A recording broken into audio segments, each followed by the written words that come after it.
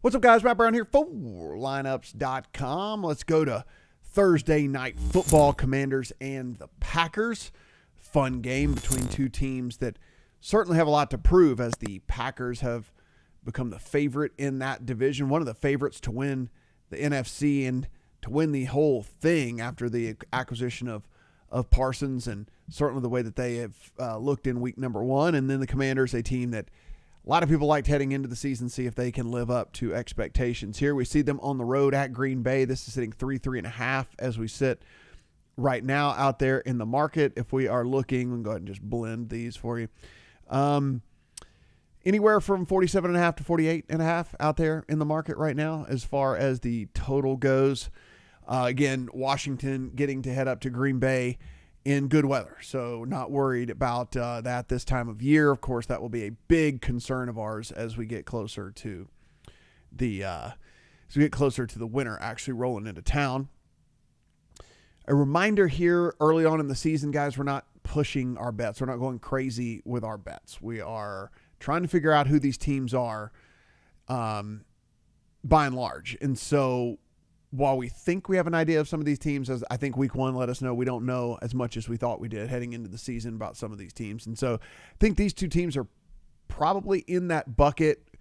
We didn't really see much from Washington in week one because we didn't have to see much from Washington in week number one. So, how do we treat this team? And that's kind of the conundrum that I'm in right now with this, because I just don't know exactly who this team is, what this team is, all of that.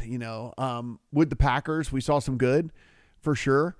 We saw some interesting when it comes to the wide receiver position.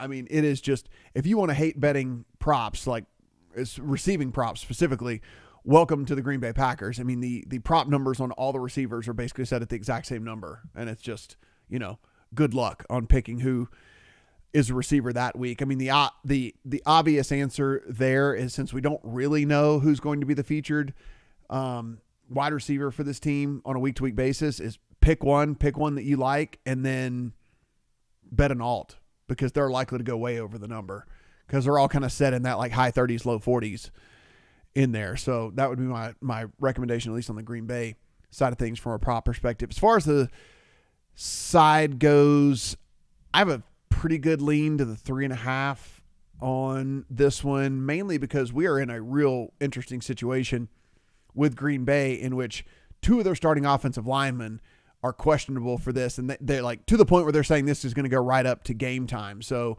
Banks and Tom both are questionable, didn't practice, and all the things like that for this team. And this is an offensive line that isn't very good in the first place. And so you lose 2/5 of an offensive line that wasn't good in the first place. You're kind of really cutting it thin there. One more injury, now you're in a third stringers on the depth chart and all stuff like that. It's bad news. And so that's it. We don't know for sure whether they're going to play or not. And that's why I'm on the fence about whether I want to go ahead and take the 3.5 with Washington now and assume that these guys aren't going to play or are going to be limited in some capacity. That's kind of the lean there for me on Washington. Probably will end up with a small play on Washington one way or another, since I can continue to get the 3 and a hook right now. Total, don't know, because again, offensive line does play a ton into that, more into the handicap from a total side than anything else. If Jordan Love has no time to do anything, then you're not looking for an offensive explosion right in this game. So that's going to really, really affect from a total standpoint, I think, more than a side, even more there from a betting standpoint. This article is over at Lineups right now by Kenny. He's kind of going through some of the same game stuff. If you want to look at that, one of the same game parlays, of course, he can run you through all that as well. I am looking from a prop perspective in this one. Coming over here, taking a look at the rushing props. This happens to be at FanDuel. The juice went up on this. You can probably find a cheaper 5.5. If we're getting like 6.5 at plus money or even money or something like that, then that's perfectly fine too for Jordan Love. And the reason I'm looking at the rushing, he's not known really as a rushing quarterback. But like I said, this offensive line is likely to be compromised. At the very least, even if Tom and Banks both play, they're not playing at 100%. They're playing at far less than 100% because it was questionable whether they're even going to go in the first place or not. And so I think Jordan Love is probably going to find himself a couple of different occasions just having to run for his life. And like, here's the deal. While he's not a run first dude, it's not like he can't use his legs. You know, I mean, we've seen him use his legs. It's just, that's just not really the style he prefers to play. I don't know if he's going to have an option here in this, given what we've got with the offensive line. We know sometimes you get pressure comes too quick. You can squirt through there sometimes and find some openings in these, in these offensive and defensive lines kind of tangling up there and stuff. They get too far back in and you can just squirt through for a few yards. And so I think that Jordan Love scrambling 3 or 4 times for us in this one can get us over the 5.5. So I do like that a lot. If you can find a cheaper 5.5 than the 130, that's why I'd play 6.5, as long as you're getting even money or plus money or something like that. I think that's perfectly fine as well. The other prop that I'm looking at here, this happens to be over on MGM. Terry McLaurin on the 52.5. And the reason I'm looking over on him, you can see what I was talking about with all the Green Bay receivers, 41, 37. So McLaurin wasn't very featured in week number 1. That kind of makes a lot of sense. He wasn't there all camp and trying to get worked in and all of that. They featured a ton of Deebo Samuel. It wasn't a very big ADOT for him. McLaurin certainly the better downfield receiver.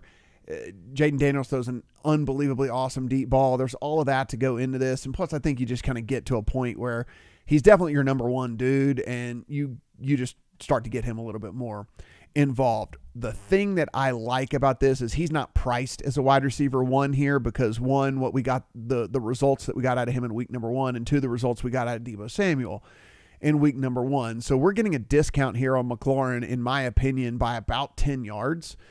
And so because of that, I think this is a really good play as it is. Anyway, my projections have him closer to 60 yards in this game. I am assuming that he assumes a bigger role in this offense now that we move into week number 2, a little bit more familiar, a little bit better game shape, all the different things like that after sitting out all training camp. And so I'm going to roll the dice with McLaurin and think that we get closer to the Terry McLaurin that we know and love.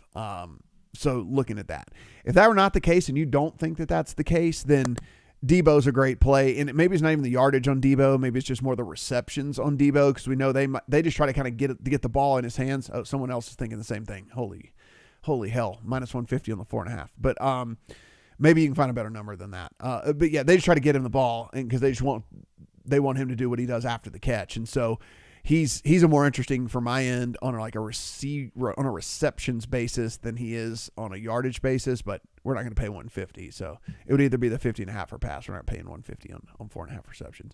If you can find that a better number, I think that's something you consider as well in this. Like I said, I like Washington to bounce back, have a much better performance this week, a much more balanced performance. I think Terry McLaurin becomes a bigger piece of this offense as well. And like I said, on the Jordan Love rush front, I just think that we're going to get enough scrambles to get us there.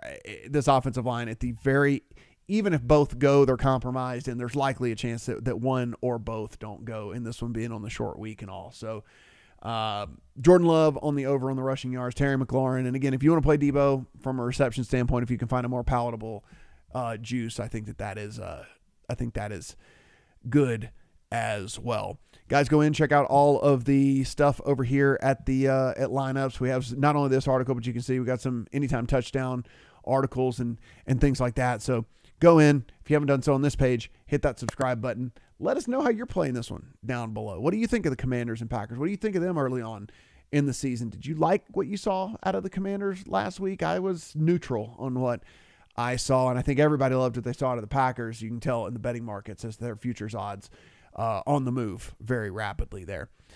Good luck on all your Thursday night football bets. And again, we'll be here all football season. Appreciate your support.